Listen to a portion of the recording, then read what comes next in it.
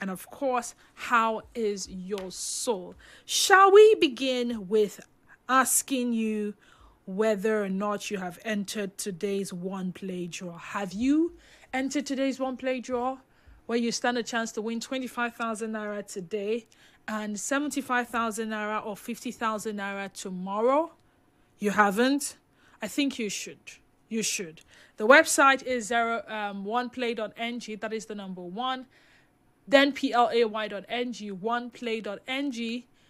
Go there, select Nigeria Info 92.3 page, and purchase your tickets with just 500 naira.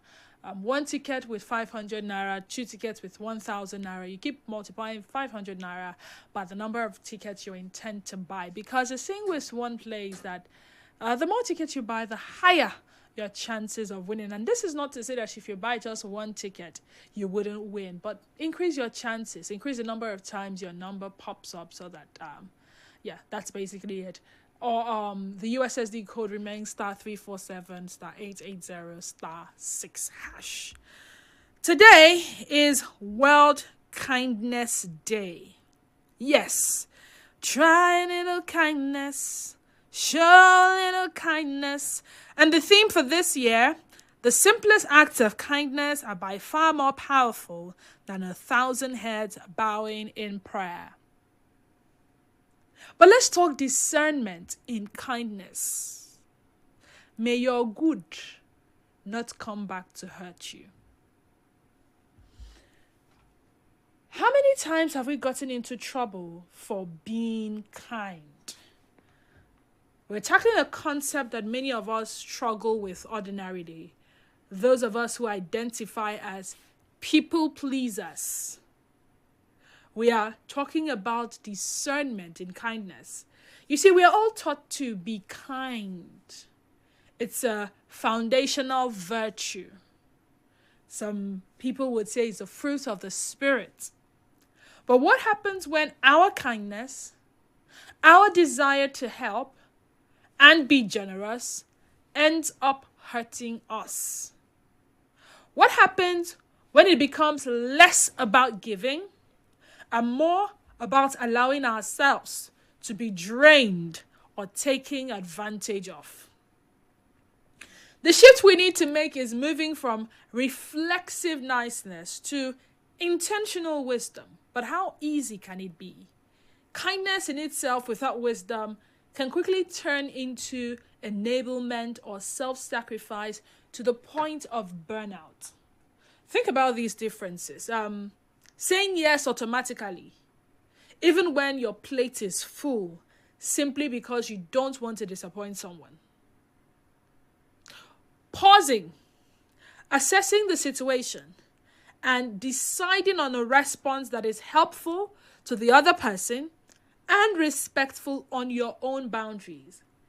I mean, it's basically about knowing when to give a fish and when to teach someone to fish so that they don't come and not take the fish from your mouth. Or sometimes knowing when to politely say, no, I can't fish for you today. I want to go over two stories quickly. This is because I want to lay a foundation for the conversation we're to have. So I'll summarize the first story. This lady had put out some sort of notice on social media. She was going to help someone with a housing problem. And she was willing to accommodate for how many months now? I think 6 to 8 months. And she puts it out and then someone reaches out to her. But this is where things went bad. The person came and fell ill. Now, it's normal to, fall ill and all, but refusing to go to the hospital, and even when she went to the hospital, refusing to drop valuable details so that they can reach out to her family to come and, so that this person that housed her will not be held responsible should anything happen to her. So let me read. This was how it started. If you are a female and you need a place to stay in Lagos on the mainland for about 6 to 8 months, please send me a DM. And then she goes, so after this tweet, someone messaged me saying she's new in Lagos and desperately needs accommodation. I decided to give her a chance and she moved in on Wednesday. I came home to drop the key with her. She texted me on Thursday and she said she wasn't feeling well. I asked my neighbor to check on her and he did. She told him she's fine. Figured she's an adult, probably just settling in, and maybe it's from the stress of moving about. I got back Friday evening to check on her. She looked really weak, but insisted she's okay, unknown to me. She was trying to book a hospital appointment. Later that day, she couldn't work and was visibly shaking. She said she has been bleeding and I panicked. I ran to one of my neighbors and he helped rush her to the car and we went to a particular hospital. I don't want to mention the name. Doctors said severe anemia, loss of blood, and likely a kidney issue. And we had to run different kind of tests. She needed 4 pints of blood urgently, and I offered to donate, but they said there's a new rule which I was unable to.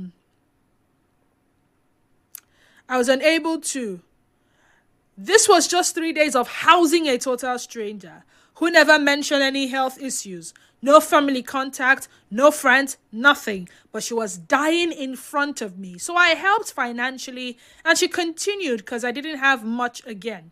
Once stable, I asked for a family member's number and she starts to throw a tantrum, saying it's her personal life and refusing to give any contact. Since Friday, I have been running between hospital and home, cooked food and also sleeping at the hospital. I'm exhausted. I'm terrified. I'll be the last person with her. You know that last scene with her. And no one knows she's here. I have begged, I have cajoled, and she still won't give any relative's number, saying she's old enough to take care of herself. I am scared of police implications if things go south. I opened my door out of kindness, not to inherit a crisis. Please, if you know anyone who might know her, she said her name is Shuzi, early 30s from Abuja, just came to Lagos for work. Help me find her people. I don't want to be in trouble in case things go south. The other story is very long and might take our entire time, so I'll just leave it at this story. The summary of the other story is kindness led to her death. Yes, she housed somebody and long story short, the person ended up robbing her. And she didn't house the person because it was a total stranger. They used to be family friends. They grew up together. The person was her younger brother's friend. The younger brother was living with her. And then the person, the younger brother begged for the person to come and start working for her since she ran a phone and gadget as an accessories shop and all. And then the one who pleaded for her to come in got a job and then left him with his sister. The long story short is he stole her 900,000 naira and then she confronted him and then he came back and pushed her. She died. He took her phone and started transferring money from the account. In fact, it was so bad that he did not just kill her, he dismembered her. So we'll talk about that some other time. But in these two instances, kindness, they opened their doors as a result of kindness. But it didn't end well for the other woman. She died. For this woman, if this lady is not forthcoming with details about her family and anything happens to her, she might probably be held responsible because she was last seen with her. Now, this is where discernment comes to play. Knowing when to outrightly say no and not feel like a bad person. And yes, you're a very wicked person. Yes, I agree. Knowing when to shut the door. Knowing when to send someone away. Knowing when not to accept. Has your natural impulse to be kind ever almost put you in harm's way? Whether that was a significant financial loss, as a result of your kindness, you lost a huge sum of money. Whether it was emotional danger or a physical threat to your life. What was the decisive moment or boundary you set that protected you? And what lesson did you carry forward about prioritizing safety over someone else's request for help? Let's talk. Again, has your natural impulse to be kind ever almost put you in danger, in harm's way? Whether that was a significant financial loss, an emotional danger, or a physical threat. What was the decisive moment or boundary you set over the years that has protected you? And what lessons did you carry forward about prioritizing your safety over someone else's request to help? Let's talk. The numbers are 0817 923 0002. Again, 0817 923 0002. We also have 0817 923 0003. That is 0817 923 0003.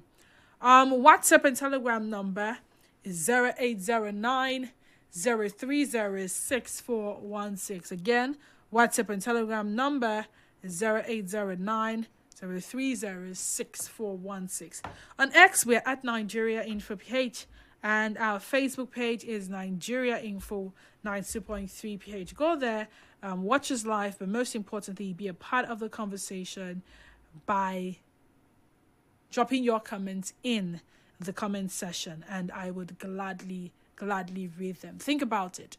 For one time, you have been kind, and it seemed like this one had put me in trouble. Do you know when to say yes? Do you know, do you have the discernment to say yes and when to say no? I will not. I cannot. Nigeria Info, good afternoon to you and welcome. Yeah, good afternoon. Good afternoon. Good afternoon. I'm Evangelist Gospel. You're welcome. I'm calling from Rumudera. And this topic is very interesting to me. It just reminds me of my experience from years ago, roughly 25, 26 years ago, in my place in Calabar then. I'm in Port Harcourt now. So this elderly man had accommodation issues, though I knew him and his children. So the children were apart, where they were on their own, while himself was on his own. So he didn't have money to continue to pay his rent anymore. So he met me, and discussed with me. I said, okay, no problem. As long as I knew him, so I accepted him. Do you know that about 2 months later, then by God's grace, I've been so open to people. My house was full then, even as a young man then. My house was full. So as we were sleeping in the night, around 2 a.m., I heard this man shouted. So the boys that were with me, about 3 or 4 boys that were with me, still my church members then. So we all woke up to go and check the man in the room. He was sleeping. Behold, he had partial stroke. So he fell from the bed. So oh my God. I began to think of what to do. So God helped him. Since at least one of the children were around, not too far from my place, my house. So I rushed up very early to go and meet the daughter. So they said, okay, they had to come with me that early morning. So they brought me to take him to their village. But I thank God that at least the man did not die in my hands. They carried him out dead. So it was about 2 months later when I met the children. They said there's no problem that they are found from their family. So these things actually happen. Whoa! If God is not on your side, you just go for it. But like that lady that you are talking about in Lagos, why can't she involve the police? At this case, if the lady refused to at least to be friendly with the person who offered help to her, at least you can involve the police now, so that the police can meet her now that she's still alive. To ask her those vital questions, right? Yes. So now that the person in question is still alive, she can involve the police. Not after she's dead, now begin to be the only one that is talking. So thank you very much. God bless you. All right, thank you. Discernment. Yes, we all will. The world will be a better place if every one of us would just choose to be kind. A little kindness, right? But on the other hand, being kind to certain individuals have put the people kind to them in trouble. Oh, you say you want to be nice, you want to be kind, you want to show somebody how to make money. And then that singular act, the person learns how to make money and then removes you from the equation entirely. And then you begin to ask yourself, did I do bad? You were doing well before. And this could happen, it could pan out differently for different people. You brought someone into your office and helped the person secure a job. And then all of a sudden the person feels like, I'm not sure I want this person to work in the same space as myself. And then they go ahead and frame you. It was your act of kindness, remember. Ima, thank you for joining us. Emmanuel, go ahead. Yeah, I'm a first-time caller, actually. First-time caller, thank you for joining us. Yeah, actually, you see, this thing, doing good, it takes the love of God to do good. Because actually, I've been a victim of doing good to somebody. But my advice for that lady is to involve maybe a higher power so that even if that person's dying, but I don't pray for evil to happen. At least there is an information clearly out that she is not involved in the death of that lady. Come again, what was the last thing you said? I said she should at least inform the police so that there will be a written statement or an information stating that she is not involved in the death of the lady. Okay. All right then. Thank you. Thank you, Emmanuel, for being a part of the conversation. Chigo is calling. Chigozie is calling. Hi, Chigozie. Thank you for joining us. Good afternoon. Chigozie, good afternoon. Welcome. Very good. A very good program. Let me sincerely tell you that for somebody to, in the first place, develop the spirit of kindness to one another, there is tendency that the person fears God in one way or the other. Yes, it's very obvious that people pay evil for good. But I want to encourage as many that have fallen into this shoe to take someone as their role model, particularly as a true Christian. And Christ should be the role model of every good doer. To understand the fact that he was maimed, he was tortured by virtue of the fact that he laid his life for humanity to be saved. So that alone should form everything we are doing as good or kindness to one another in such a dimension that he only can reward, not man that can reward. Although it is good to receive the word thank you when you do good. Personally, I am a victim. I've been a victim of being good and being kind. But do I need to pay you back because you hurt me because I did good to you? The answer is no. What I do is that I leave it for the Almighty while I continue to do good, believing that one day somebody, the number one of over 9, as it happened in the case of Christ, versus the 10 lepers, 1 over 9 may come to wipe away the tears that 9 could not do. I encourage every good doer to be good and continue to be kind. Thank you. But where does discernment come to play? Jesse from Port Harcourt, thank you for joining us. Go ahead. Well, good afternoon. Good afternoon, Jesse. Welcome. Yes, how are you? I'm good. Okay. So, my own is about my mom. She gave money to a friend. Okay, a friend came to and told her that she's got issues with her house and needs 150,000 naira to pay for the rent, so she doesn't get evicted.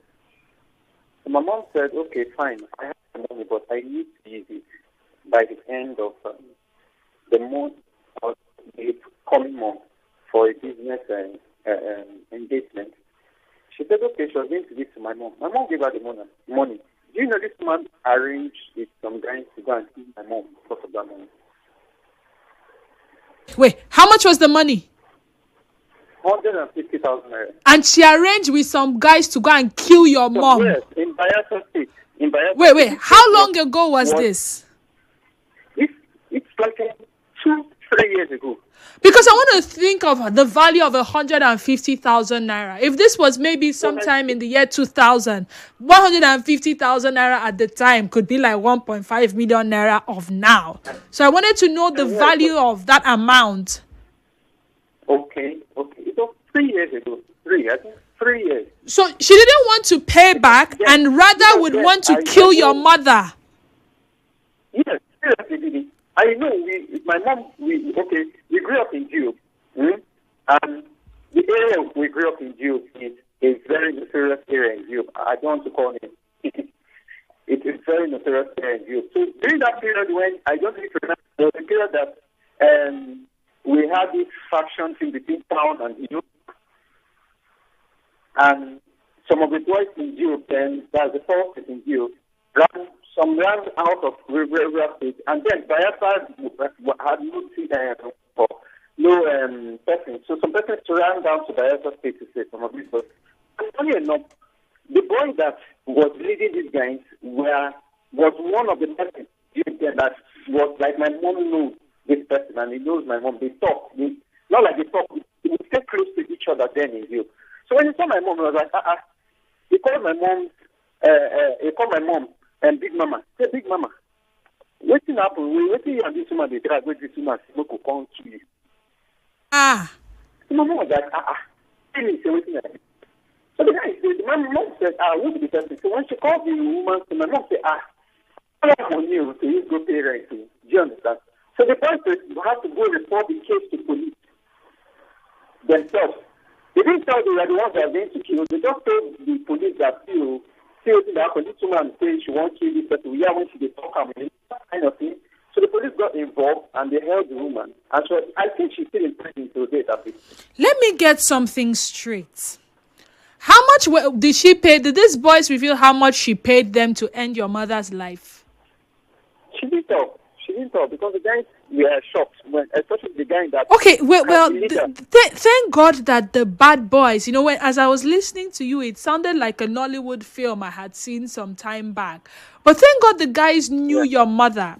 Imagine the guys did not know your mother.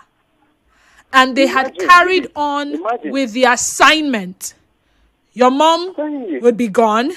And then you, the family, is left to mourn her, will be dealing with grief and thinking of how to bury her and everything. And all of this is because of 150,000 naira, not 1 million, not 10 million. That thing got her traumatized for a long period of time. Long period. My mom hardly sleep at night. She hardly eat because she was worried. Okay, so let me ask you now, Jesse. What lesson have you carried forward from all of this? I mean, you don't have to repeat your mother's mistake, but hey, who would have known that lending someone money who promised to pay, as an act of kindness, will turn to the person not wanting to pay me, but rather wanting to end my life so I don't come and demand for the money. As opposed to coming to me to come and say, my sister, I know say that money why they owe you, I don't go have pay. The money to pay you. Yeah. Mm-hmm. Because I'm telling you the truth today. If my mom talks to you about it, you can feel that fear in her. That fear, if this boy don't know me, waiting for happen. Do you understand? Yeah. And maybe the day they will try to attack your mother, who knows who will be there with her at the time. And they will want to also end the person's life so that the person does not go and report or identify them or something. It's a lot. I don't even want to start thinking about what could have panned out. But I'm glad your mom is still alive and I'm glad she's learned her lessons. Alive, yeah. Thank you very much. All right. Thank you, Jesse. So should we stop lending people money or what do you think? Good afternoon, Denise. The first story should actually not be a problem because she was sick and went to a hospital. At the worst, an autopsy will be easier easily exonerates the kind lady. But Nigerian police will insist that white is black just to extort money from citizens. Nobody can give another person malaria or even cancer. It should be simple. But at the time when they are trying to say this is what it is, she must have received some basbos. Yeah? That is if she wasn't smart. Now this one is from Oko Nnamdi from Labor Line Afipo. Imagine when a married woman asks you for financial assistance to help her and she turns back to accuse you of having an affair with her and the husband supported her. Okay, we need to go on a commercial break now. When we come back, I still have a lot of, messages on WhatsApp, and the conversation continues.